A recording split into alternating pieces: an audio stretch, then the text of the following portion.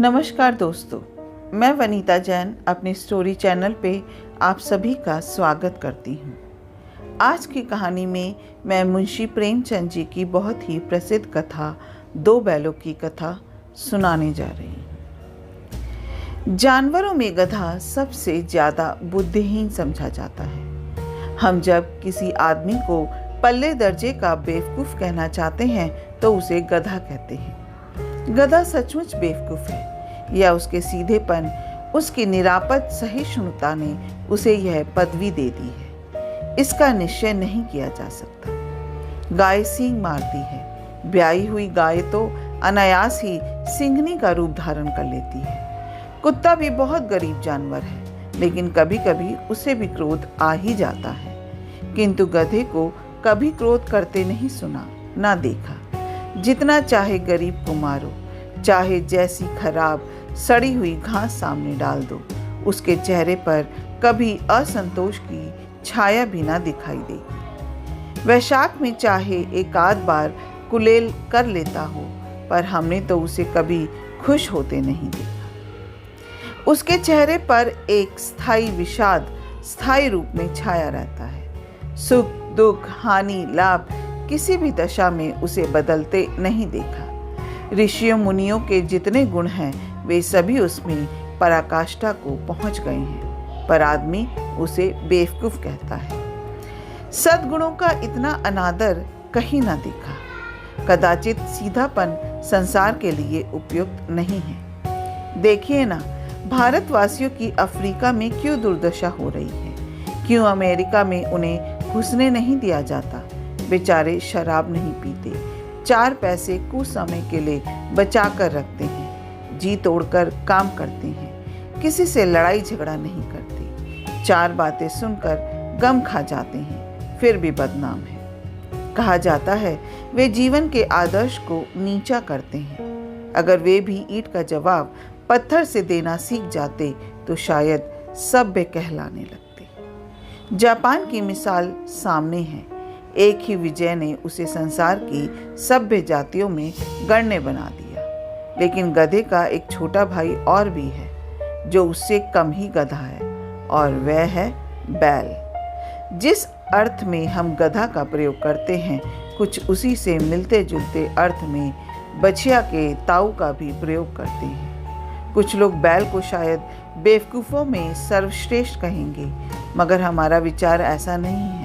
बैल कभी कभी मारता भी है, कभी कभी अड़ियल बैल भी देखने में आता है, और भी कई रीतियों से अपना असंतोष प्रकट कर देता है। अतएव उसका स्थान गधे से नीचा है। झूरी काकी के दोनों बैलों के नाम थे हीरा और मोती। दोनों पछाई जाति के थे, देखने में सुंदर, काम में चौकस, डौल में ऊंचे।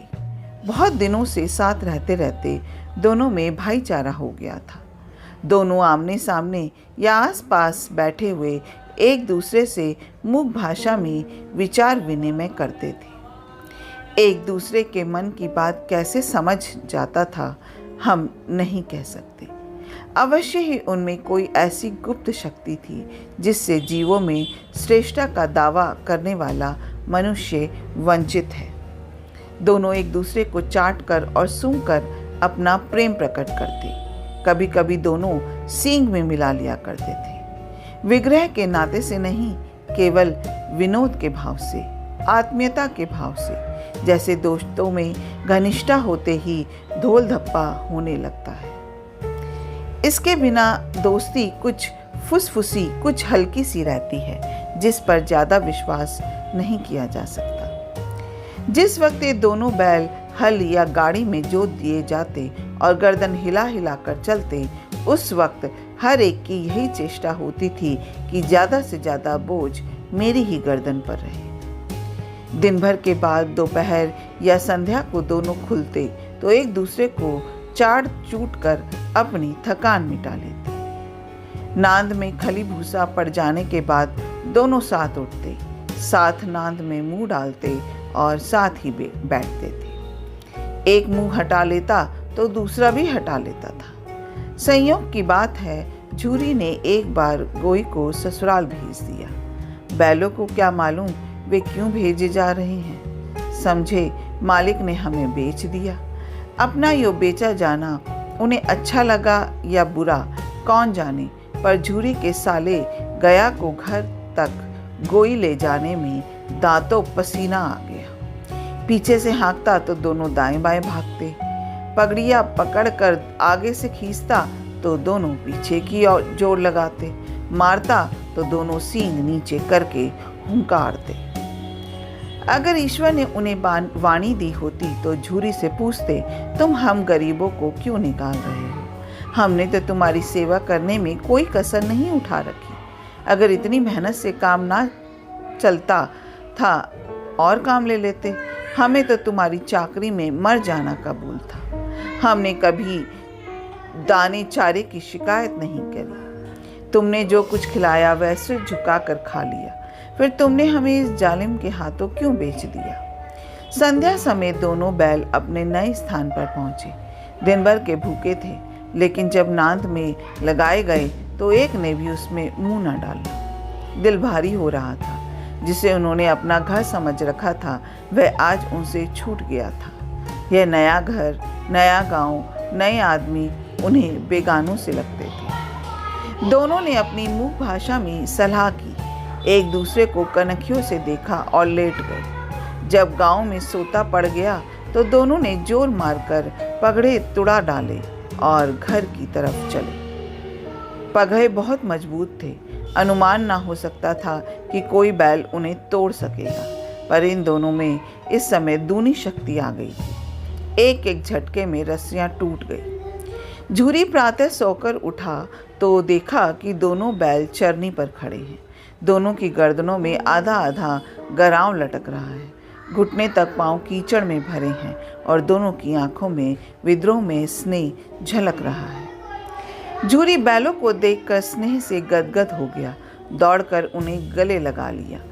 प्रेमालिंगन और चुंबन का यह दृश्य बड़ा ही मनोहर था। घर और गांव के लड़के जमा हो गए और तालियां बजा बजा कर उनका स्वागत करने लगे। गांव के इतिहास में यह घटना अभूतपूर्व ना होने पर भी महत्वपूर्ण थी। बाल सभा ने निश्चय किया, दोनों पशु वीरों को अभिनंदन पत्र देना चाहिए। कोई अपने घर से रोटियां लाया, कोई गुड़, कोई चोकर, कोई भूसी। एक बालक ने कहा, ऐसे बैल किसी के पास ना होंगे।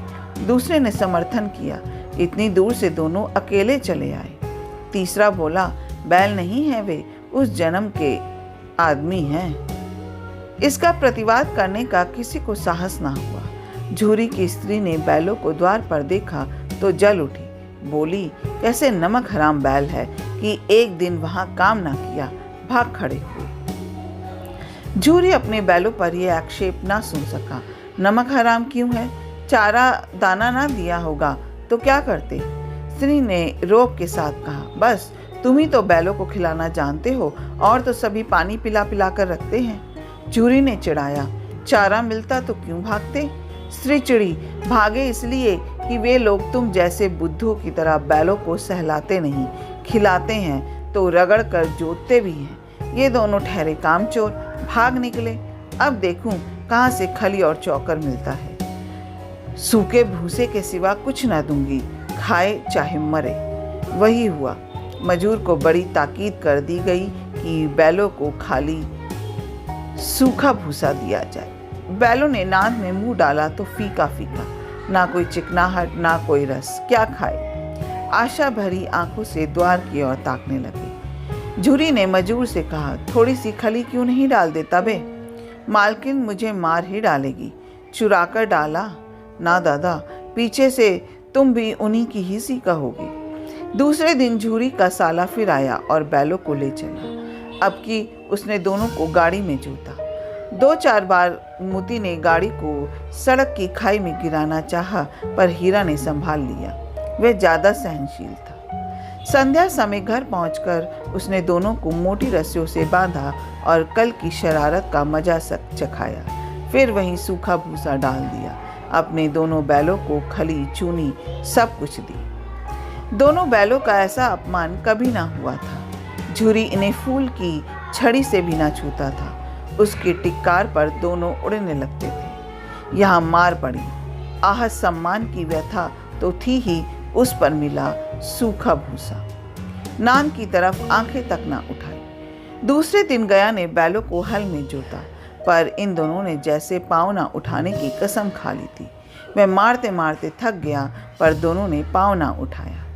एक बार जब उस निर्दयी ने हीरा की नाक पर खूब डंडे जमाए तो मोती का गुस्सा काबू के बाहर हो गया। हल लेकर भागा। हल, रस्सी, जुआ, जोत सब टूट टाट कर बराबर हो गया। गले में बड़ी बड़ी रस्सियां ना होती तो दोनों पकड़ाई में ना आते। हीरा ने मूक भाषा में कहा, भागना व्यर्थ है। मोती ने उत्तर दिया, तुम्हारी तो इसने जान ही ले ली थी। अब की बड़ी मार पड़ेगी। पढ़ने दो, बैल का जन्म लिया है तो मार से कहाँ तक बचेंगे। गया 2 आदमियों के साथ दौड़ा आ रहा है। दोनों के हाथों में लाठियां हैं। मोती बोला, कहो तो दिखा दूं कुछ मजा, मैं भी लाठी लेकर आ रहा है। हीरा ने समझाया, नहीं भाई, खड़े हो जाओ। मुझे मारेगा तो मैं भी 1-2 को गिरा दूंगा। नहीं, हमारी जाति का यह धर्म नहीं है। मोती दिल में ऐंठ कर रह गया। गया आ पहुंचा और दोनों को पकड़ कर ले गया चला।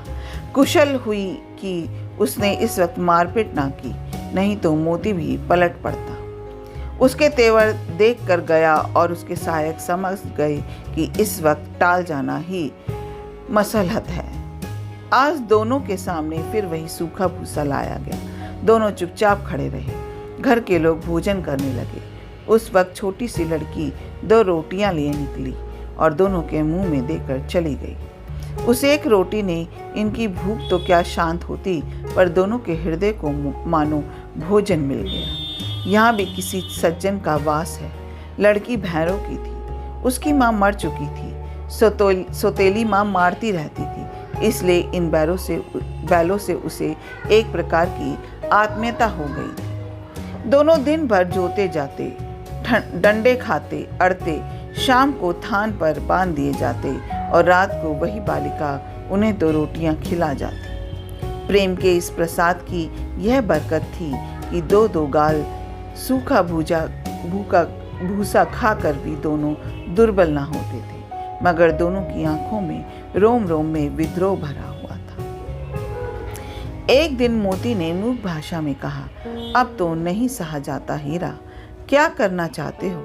एक आध को सींगों पर उठाकर फेंक दूंगा, लेकिन जानते हो वे प्यारी लड़की जो हमें रोटियां खिलाती है उसी की लड़की है जो इस घर का मालिक है। वह बेचारी अनाथ ना हो जाएगी तो मालकिन को ना फेंक दूं, वही तो उस लड़की को मारती है। लेकिन औरत जात पर सींग चलाना मना है, यह भूले जाते हो।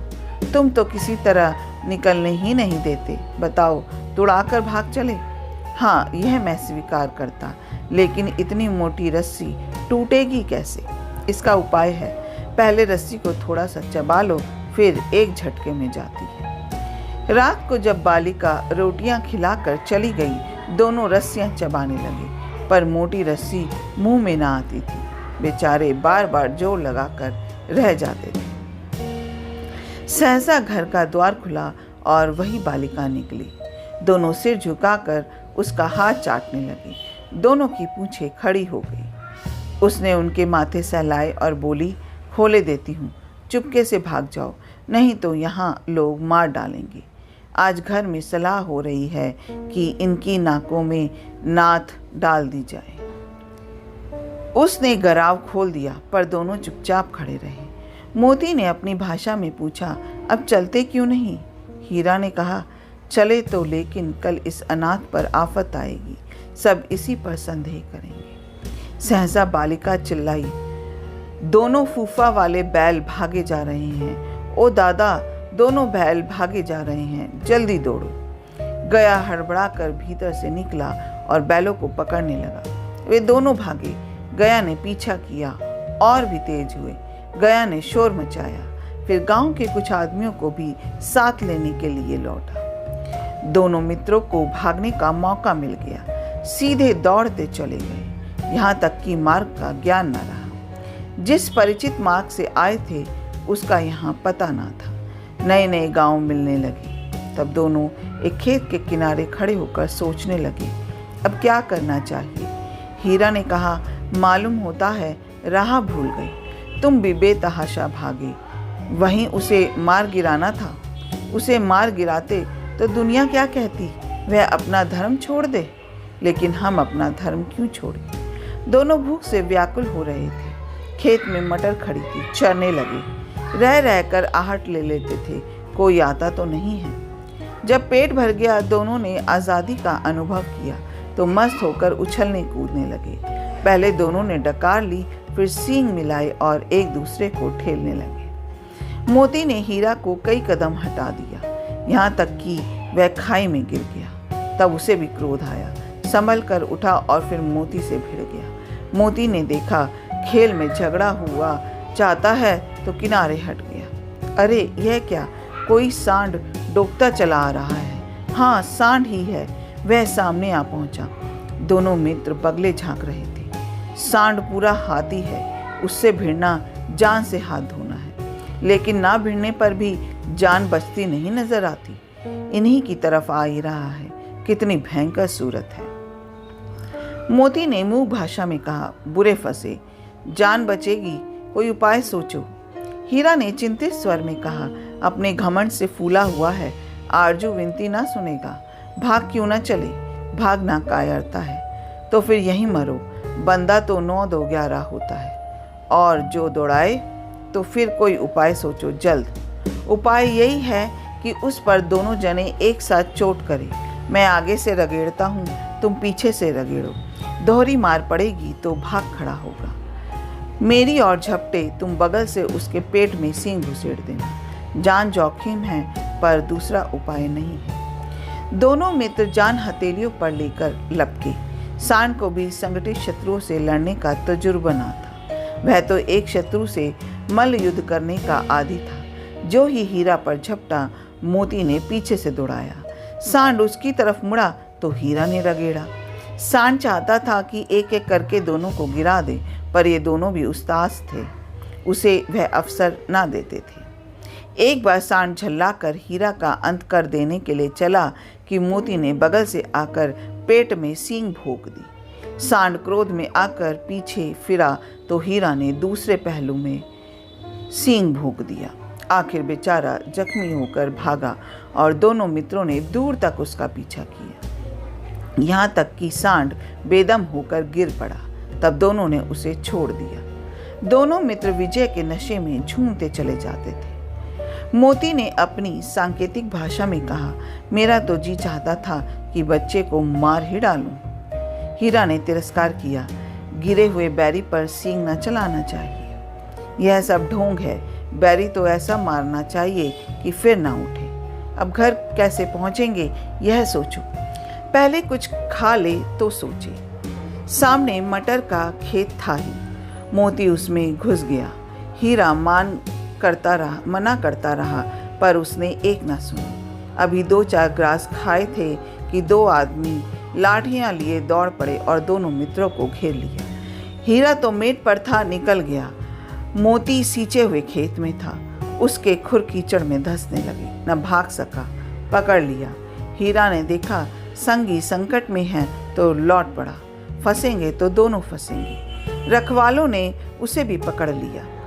प्रातःकाल दोनों मित्र काजी होश में बंद कर दिए गए। दोनों मित्रों को जीवन में पहली बार ऐसा सबक पड़ा कि सारा दिन बीत गया और खाने को एक दिन का भी ना मिला। समझ ही में ना आता था यह कैसा स्वामी है। इससे तो गया फिर भी अच्छा था।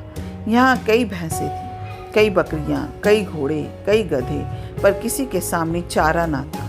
सब जमीन पर मुर्दों की तरह पड़े थे। कई तो इतने कमजोर हो गए थे कि खड़े भी नहीं हो सकते थे। सारा दिन दोनों मित्र फाटक की ओर टकटकी लगाए ताकते रहे, पर कोई चारा लेकर आता न दिखाई दिया। तब दोनों ने दीवार की नमकीन मिट्टी चाटनी शुरू करी, पर इससे क्या तृप्ति होती। रात को भी जब कुछ भोजन ना मिला तो हीरा के दिल में विद्रोह की ज्वाला दहक उठी।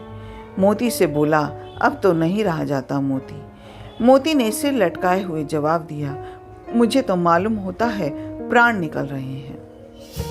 इतनी जल्द हिम्मत ना हारो भाई, यहाँ से भागने का कोई उपाय निकालना चाहिए। आओ दीवार तोड़ डालें। मुझसे तो अब कुछ नहीं होगा।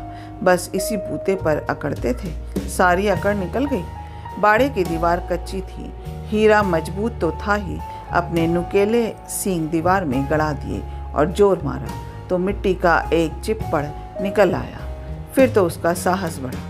उसने दौड़ दौड़ कर दीवार पर चोटें की और हर चोट में थोड़ी थोड़ी मिट्टी गिराने लगा। उसी समय काजी होश का चौकीदार लालटेन लेकर जानवरों की हाजिरी लेने निकला।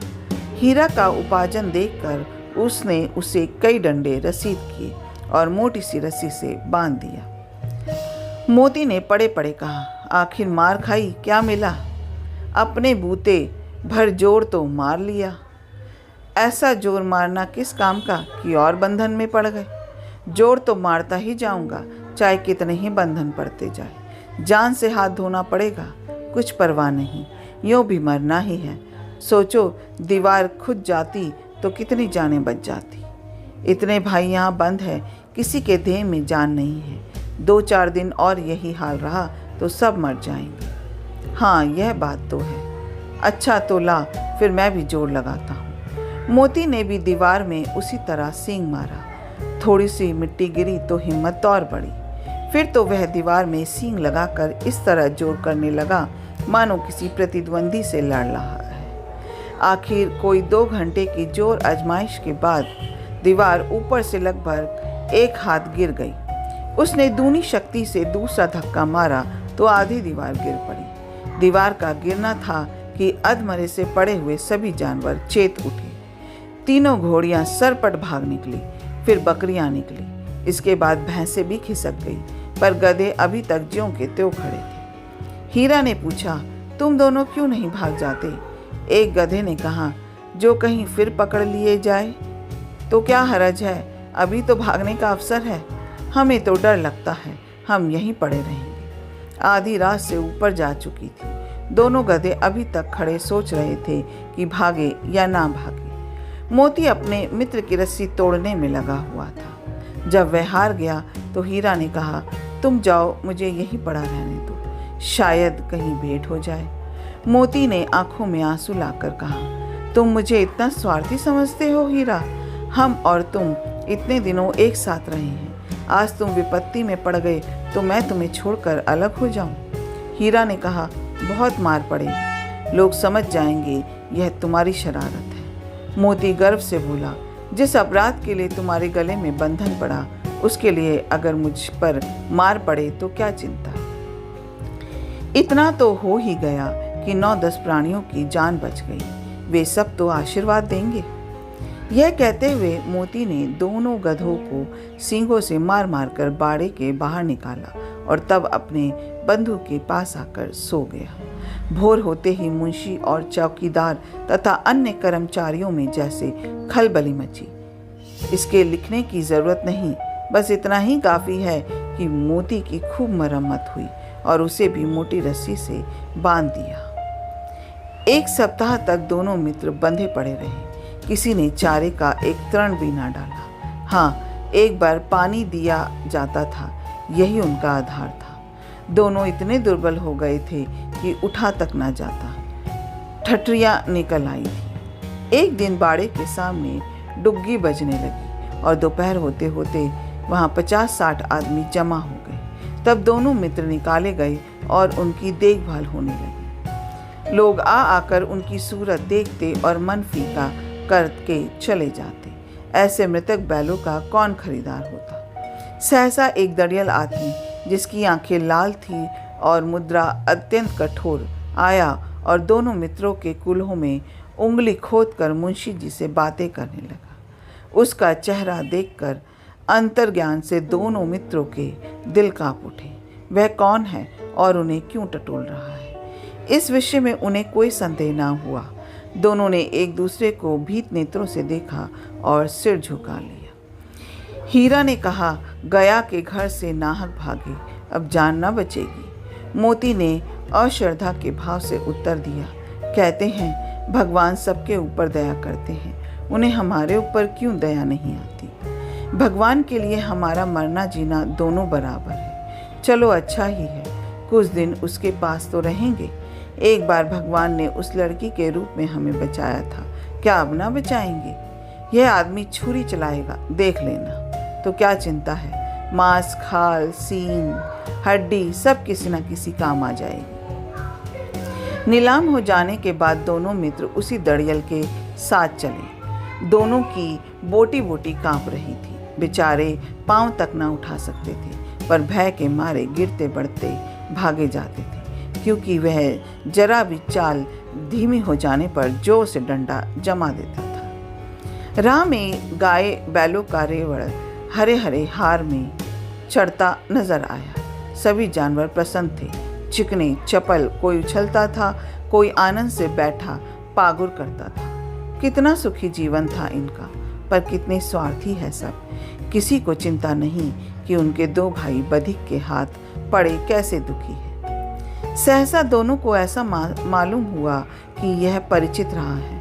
हाँ, इसी रास्ते से गया उन्हें ले गया था। वही खेत, वही बाग, वही गांव मिलने लगे। प्रतिक्षण उनकी चाल तेज होने लगी। सारी थकान, सारी दुर्बलता गायब हो गई। आह, यह लो, अपना ही हाँ घर आ गया। इसी कुएं पर हम पूर चलाने आया करते थे। यही कुआं है। मोती ने कहा, हमारा घर नगीच आ गया। हीरा बोला, भगवान की दया है, मैं तो अब घर भागता हूँ। यह जाने देगा, इसे मार गिराता हूँ। नहीं नहीं, दौड़कर थान पर चलो, वहाँ से हम आगे न जाएंगे। दोनों उन्मत्त होकर बछड़ों की भांति कुलेले भरते हुए घर की ओर दौड़े। वह हमारा थान है। दोनों दौड़कर अपने थान पर आए और खड़े हो गए। दड़ियल भी पीछे पीछे दौड़ा चला आता था। झूरी द्वार पर बैठा धूप खा रहा था। बैलों को देखते ही दौड़ा और उन्हें बारी बारी से गले लगाने लगा। मित्रों की आंखों में आनंद के आंसू बहने लगे। एक झूरी का हाथ चाट रहा था। दड़ियल ने जाकर बैलों की रस्सियां पकड़ ली। झूरी ने कहा, मेरे बैल हैं। तुम्हारे बैल कैसे? मैं मवेशी खाने से नीलाम लिए आता हूँ। मैं तो समझता हूँ चुराए लिए आते हो। चुपके से चले जाओ। मेरे बैल हैं, मैं बेचूंगा तो बिकेंगे। किसी को मेरे बैल नीलाम करने का क्या अख्तियार है? जाकर थाने में रपट कर दूंगा। मेरे बैल है, इसका सबूत यह है कि मेरे द्वार पर खड़े हैं। दड़ियल झल्ला कर बैलों को जबरदस्ती पकड़ ले जाने के लिए बढ़ा। उसी वक्त मोती ने सींग चलाया। दड़ियल पीछे हटा। मोती ने पीछा किया। दड़ियल भागा। मोती पीछे दौड़ा। गांव के बाहर निकल जाने पर वह रुका, पर खड़ा दड़ियल का रास्ता देख रहा था। दड़ियल दूर खड़ा धमकियां दे रहा था, गालियां निकाल रहा था, पत्थर फेंक रहा था, और मोती विजय शूर की भांति उसका रास्ता रोके खड़ा था। गांव के लोग यह तमाशा देखते थे और हंसते थे। जब दड़ियल हार कर चला गया तो मोती अकड़ता हुआ लौटा। हीरा ने कहा, मैं डर रहा था कि कहीं तुम गुस्से में आकर मार ना बैठो। अगर वह मुझे पकड़ता तो मैं बेमारे ना रह छोड़ता। अब ना आएगा तो दूर से ही खबर लूँगा, देखूं कैसे ले जाता है, जो गोली मरवा दे। मर जाऊंगा पर उसके काम तो ना आऊँगा। हमारी जान को कोई जान नहीं समझता, इसलिए कि हम इतने सीधे हैं। ज़रा देर में नादों में खली, भूसा, चोकर और दाना भर दिया गया और दोनों मित्र खाने लगे। झूरी खड़ा दोनों को सहला रहा था और 20 लड़के तमाशा देख रहे थे। सारे गांव में उत्साह सा मालूम होता था। उसी समय मालकिन ने आकर दोनों के माथे चूम लिए। अपना कीमती समय देने के लिए दिल से शुक्रिया। आप इस कहानी पर, इस वीडियो पर एक लाइक ज़रूर कीजिएगा, क्योंकि आपका एक लाइक मुझे बहुत मोटिवेट करता है नई नई कहानियाँ लाने के लिए। अगर आप मेरे चैनल पर नए हो तो चैनल को सब्सक्राइब ज़रूर कीजिएगा, क्योंकि आप चैनल को सब्सक्राइब करके बेल आइकन प्रेस करेंगे तो जैसे ही मैं कोई नया वीडियो डालूँगी आप तक तुरंत पहुँच जाएगा। फिर मिलते हैं एक नई कहानी के साथ। जय हिंद।